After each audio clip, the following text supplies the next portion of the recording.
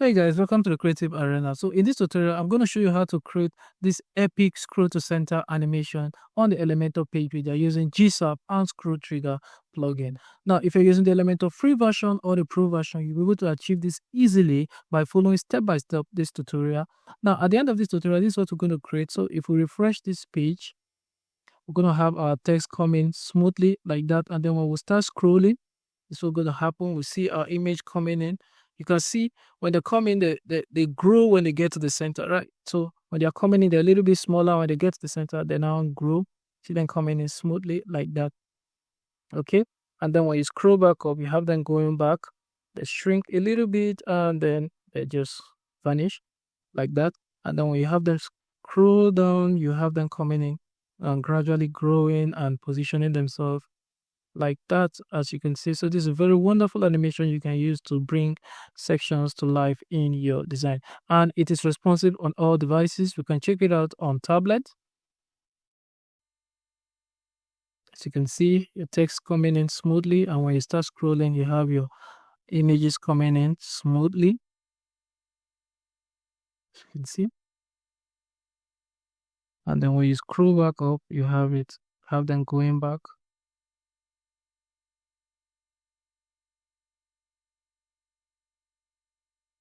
And also on mobile device as well. Now on mobile, you can see the text coming in smoothly. You scroll down, you have your images coming in smoothly.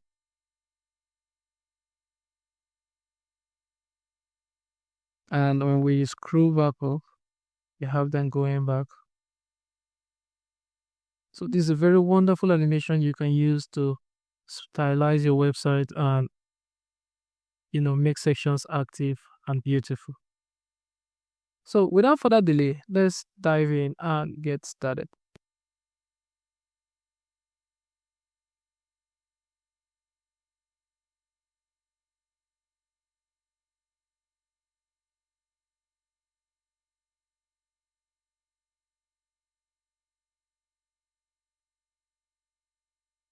In Elementor editing screen, what I'll do here is I'll click on this plus icon here, select the flexbox container, then I'll select the structure here, come over here, set the content width to full width, minimal height, I'll change the unit from pixel to VH and give it the value of 100. Then I'll come over here, make sure the item direction is set to content vertical, and then the justify content set it to space evenly, align item set it to the center. Then I'll come over here to the additional option, overflow, we're going to set it to hidden, and then for the HTML tag, we'll set the HTML tag to section. Come over to the style option. For the background type, we'll set the background to classic and give it the background color black. Okay. Now for reference purposes, I'll come over here and change this here to section container. Now within the section container, we're going to add a container. And then let's set the content width to full width. Now I'll duplicate this container here. Now for the first container, for reference purposes, we're just going to call this our context. And the second container, we're going to call this our center point. Okay, now for the context container, I'm just going to come over here and make sure that the item direction is set to column vertical, justify content to the center, and then align items to the center. Then I'll go to the advanced settings, come over here to the padding. I'll just unlink this. To the right, I'll give it the padding of 20 pixel. To the left, I'll give it the padding of 20 pixel. And then for the top margin, we're going to set it to minus 80 pixel. Minus 80 pixel. Okay. Now I'll come back here to add element and then I'll add a heading widget. Now for the heading text here, I'll just change the text to collect your favorite moments. Then for the HTML tag, I'll set it to H1. Go to the style option. Alignment, I'll set the alignment to the center. Now for the typography, you can set it to suit whatever font family you're working with. I just want to use Poppins, kind of like Poppins. And then we can set the unit for the font size to REM and give it the value of 4 REM. Or let's bring it to 3.5 REM. Or better still, 3 REM is kind of better. Now let's come over here and set the text color to white. Now go back to add element and then add the text editor. Now come back here to the style option, alignment to set it to the center, and then we come over here to the typography. You can change the font family, but I don't have the time to do that. So depends on whatever project you're working on, you can go ahead and do that. It's just for design purposes, so you can learn how to customize it yourself. Now for the size, we're going to set the size here to 1.4, and then I'll go to the advanced settings, come over to the custom width, set it to 50 pixel.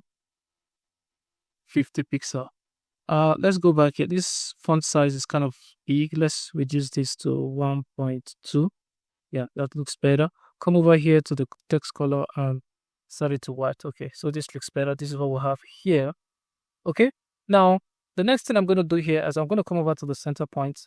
Now for the center point container, all we just need to do is to make sure the content width is set to full width, and then for the width to change the uniform percentage to pixel and give it the value of 200, and then a minimum height value of 200, like that. So we now have a square-like shape. Now within this top point container, I'm going to come over here and click on add element and add a container.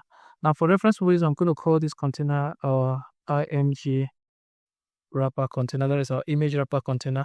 Now for the image wrapper container, I make sure the content width is set to full width, and then for the width, I'll come over here and change the uniform percentage to pixel and give it the value of 250 pixel and a height of 250 pixel as well. Now I'll come over here to where we have a style option. Background type, I set it to classic and give it the background color of somewhat of white, FE, like that. And then I'll come over here to the border. Now I'm going to give it a border radius of 10 pixel all around, like that. And then come over here to where we have the padding for the advanced settings, and then I'm going to unlink this. To the top, I'll give it a padding of 8 pixel. To the right, I'll give it a padding of 8 pixel. To the bottom, I'm going to give it a padding of 32 pixel, and to the left, 8 pixel as well. So now that I've done that, the next thing I'm going to do here is I'm just going to come over here to where I'll add element and add an image widget within the image wrapper container. Then I'll go to my media library and select an image that we'll be using. Then I'm going to select this image here. Okay, now I'm going to come over here to the style option. For the width, I make sure I set the width to 100%. For the height here, I'm going to set the height to 200 pixel. Object fit, I set it to cover. Then I'm going to come over here to where we have the border radius and give it the border radius of 6 pixel all around. Okay, so this is what we've created, as you can see. So now the next thing we're going to do here is we're just going to set the responsiveness of our design. And to do that, I'm going to check it out on tablet. Now this is what we have on tablet. This kind of look okay to me on tablet. In your case, you could redesign it. So let's just work with the text. Let's make the text responsive. Come over here, set this to percentage, and then increase that. And then for the font size here, we can come over here and reduce this. Yeah, like that. And then come over to the mobile. Okay, now for the mobile, we have a problem. So first off, let's come over here to this, the heading text. Let's go back here and reduce this. Okay, this kind of looks better. 1.9. You can leave it at that. And then for the text here, it also looks better. However, let's come over to the context, and we have the negative, the margin to the top to minus 80%. Let's reduce that to minus 30%, 30 pixels, sorry.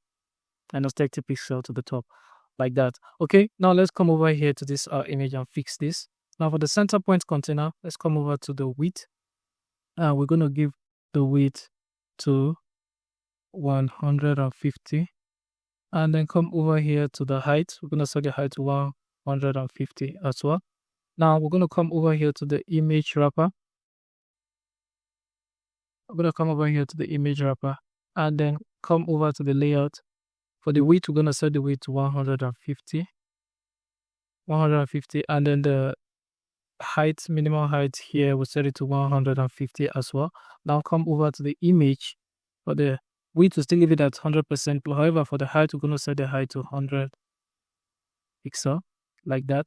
And then we go to the image wrapper, go to the advanced settings, come over here to where we have this padding set up here. I'm going to remove this. And then for the top, we're going to set it to 6. Right, we're going to set it to 6 pixel. For the bottom, we're going to set it to 28 pixel. And then for the left, we're going to set it to 6 pixel as well. Now let's go back and increase this image height a little bit. Let's give it to 120. Yeah, this kind of looks better now. So we now have it looking perfectly well on mobile. Now we can come over here, and then for this center point container, let's just make sure we justify content to the center or align items to the center so that this image here, this content here doesn't move out of place when we are done designing. Now we can reduce this text here. Let's come over here. Set this to 0.9. Okay. All right. So now we're done for the responsiveness. Let's come back here to the tablet, to the desktop. Now what we're going to do here is we're going to come over here and duplicate this image wrapper container. So we're going to duplicate it again and again and again. We're going to duplicate it 6 times. Okay. So now what I'm going to do next is I'm going to pause this video while I change the images to different kind of images. So we'll have variety here. All right. Okay, so I'm done changing the images. As you can see here, we have different kind of images here. Okay, so what I'm going to do next is we're just going to come over here and update the CSS classes for the various containers here. Okay, so that when we apply our code, it's going to take effect instantly. So to do so, I'll just go to my code editor here. Now, as you can see here, I've listed out all the various CSS we'll be using, CSS classes we'll be using. So over here, I'll just copy this out here, the section CSS class. Come over to where we'll have the section container. Go to the advanced settings, come down to the CSS class, and then we'll add that. Then I'll go back here to where we'll have the context and then the center point. I'm just going to copy the center point where I type the context CSS class. Okay, so I'll come over to the context, advanced settings, come down to where we'll have the CSS class, and then I'm just going to type context. Now you need to be careful with adding the CSS class so that you don't misspell anything. If you do misspell anything, the code will not work. Okay, so now for the image wrapper, actually we're supposed to add the CSS classes individually for the first image before duplicating it, but we did a mistake. We didn't do that. In your case, to speed up your work, just add it to the first container before you start duplicating it. So I'm just going to copy this out here and update this real quick. Okay, so I've successfully added the CSS classes to all the containers here, especially for the image wrapper. I've added the image wrapper CSS class to all the image wrapper containers. So what I'm going to do next is I'm just going to scroll down here and then come over here to where we'll have our widget, and then I'm going to search for the HTML widget, and I'm going to drag this here and drop it here. Now I'm going to come over to my code editor where I've written down the CSS and the JavaScript code. I'm just going to copy this out here and then come over here and I'll paste this. Now you may not be needing these CSS classes here. You could leave it. It won't affect anything on your code because it's already commented out. So let me just remove it. Okay. So now you can see here now that our background now looks like there is a gradient. There's a gradient in our background, and also all our content are not visible. Okay. So what we'll do here is just come over here and click on the publish.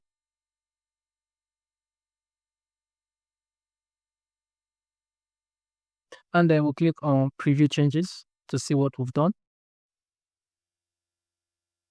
Okay, you can see our text just smoothing from the bottom up like that. And then we'll start scrolling down. This is what we're going to have our images coming. As you see, when they are coming in, they look a little bit smaller, but as it gets to the center, they start growing. You see, they grow to their full size at the center.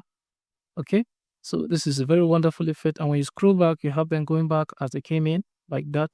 Okay, and you have them coming in like that. However, you can see here that in your case, if you have this bottom scroll bar, you can fix that by coming back here, and then you come over here to the section container. Now come over to the layout. For the width here, it's set to 100%, and we've already set the overflow to hidden, but for some reason it's not working. So what you do here is just come over and set it to 99.96%. And then when you update this, let's update this on preview. Now let's preview and see what we'll have here. Now you can see our bottom scroll bar is gone. So when we scroll, we'll now have our effect working perfectly and smoothly like that. This is a very wonderful way of showcasing your portfolio or even images on your website. Okay, and it's responsive on all devices, like I told you. So that's pretty much it about this tutorial. If you've learned something new from this tutorial, remember to give this video a thumbs up. It helps the YouTube algorithm to suggest this video to more people so they can see it as well. And if you're new to our channel, remember to hit the subscribe button and the bell icon so you get notified next when I drop a new video. Feel free to drop your comment wherever you're confused or have any suggestion, and I'll do what to attend to as much as I can. But until then, see you on our next video. Bye bye.